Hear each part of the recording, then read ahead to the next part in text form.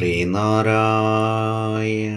പരമഗുരവേ നമഃ. സുപ്രഭാതം.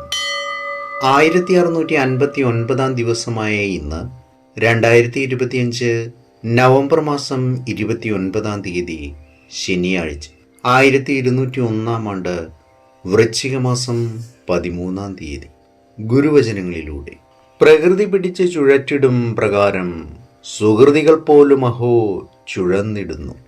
ശ്രീനാരായണ ഗുരുദേവൻ.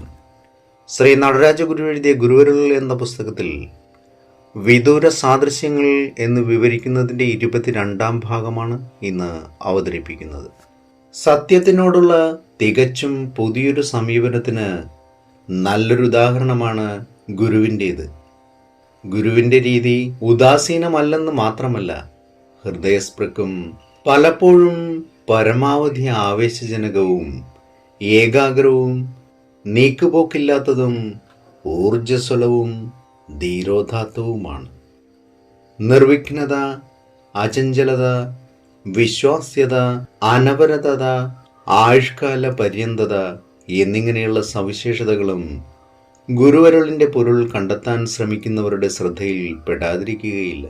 ഇതിൻ്റെയെല്ലാം പരിണത ഫലം ഗുരുവിലെ ജ്ഞാനരഹസ്യം തനതായൊരു ജ്ഞാനഭൂമികയെ സൃഷ്ടിക്കുന്നു എന്നതാണ്.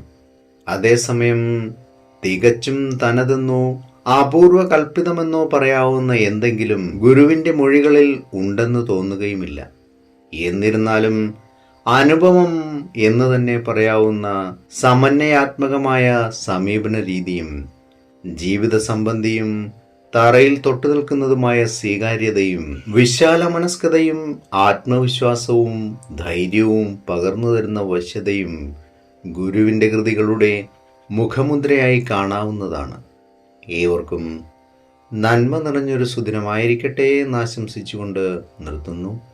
നന്ദി, നമസ്കാരം. ഗുരുധർമ്മം ജയിക്കട്ടെ. ശബ്ദം നൽകിയത് സുജീഷ് മഹേഷ്.